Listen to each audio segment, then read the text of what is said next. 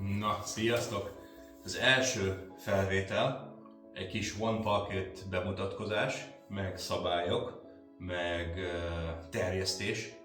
Ugye senki nem játsza, nagyon ritkán találok valakit, aki szereti is játszani, meg játsza is a játékot, úgyhogy azért gondoltam, hogy csinálok egy ilyen kis videót, megmutatom, hogy hogy kell játszani, mik a szabályok, szóval ha megszeretitek, és többen tudjátok játszani. Amerikában ezt rengetegen játsszák, meg láttam most már Európában is, skandináv országokban, Belgium, Hollandia, csomó One Pocket megy.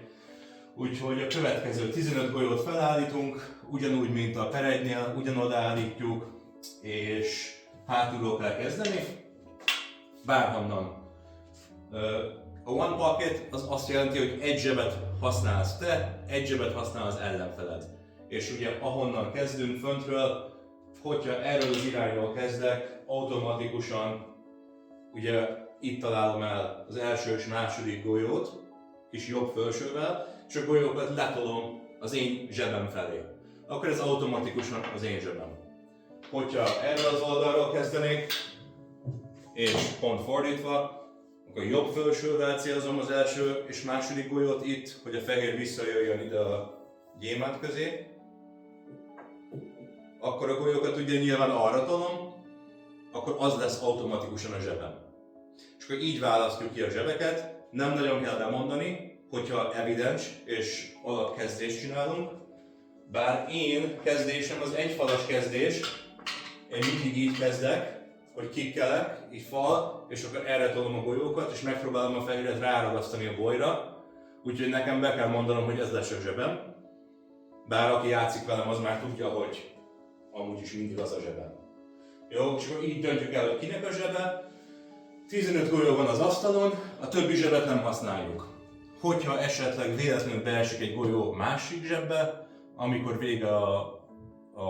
amikor már nem te jössz, vége a sorozatodnak, akkor ez a zseb kikerül és feltesszük az asztalra. Ha nem fér oda, akkor szépen haladunk lefelé, ameddig odafér a középpontra. 15 golyó van az asztalon, nem kell bemondani semmit, és első ember, játékos, aki 8 golyót eltesz, az megnyerte a gémet. Kombinációk, kickek, bankek, minden, amit el tudsz képzelni, az mehet ebben a játékban, semmit nem kell bemondanunk, és igen, ennyi. Hogyha hiba van bármikor is, akkor ez -1 golyó. A golyókat általában bent tartjuk a zsebünkbe, vagy ide letesszük az asztalra, hogy az ellenfél lássa, hogy állunk. Ha van 4 pontom és beesik a fehér, akkor kijön egy golyó és csak 3 ponton marad. Az első 8 pontig nyeri, mindegy, hogy csíkos, mindegy, hogy színes, mindegy, hogy a számok, teljesen mindegy. Egy golyó 1 pontot ér, 8 pontig megy egy játék. Általában egy set az 3 game, mert nagyon tologatós játék, nem arról szól a One Pocket, hogy minél több golyót belőjél, minél gyorsabban, hanem arról szól, hogy szépen lassan a golyóidat told a lyuk felé, és nem baj, nem esik be, mindig ezt mondom, nem baj, nem esik be a golyó, csak maradjon ott, hogy majd később azt belövöd. Oliver mondja mindig, hogy nem baj, majd egyszer belövöm. Úgyhogy csak a lényeg az, hogy ha ez a zsebed, próbáld szépen gyűjteni a golyóidat, és majd egyszer belövöd őket. A legnehezebb ebben a játékban a stratégia. Mert ugye a legfontosabb, hogy én nagyon sokszor kihagyok golyókat, és kihagyok egy lövést, mert féltem a fehéret. Úgyhogy inkább a fehéret pozícionálom olyan helyre, hogy az ellenfelem ne tudjon megindulni, mint az, hogy belövöm a golyót.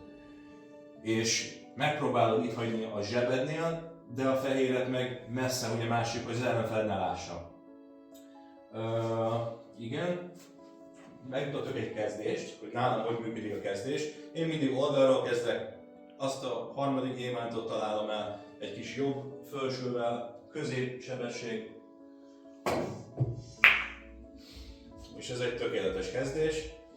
Egy golyó falat ért, a narancs, még ez is, de egy golyónak kell falat érni, és rátapasztottam a fehéret a 3-asra.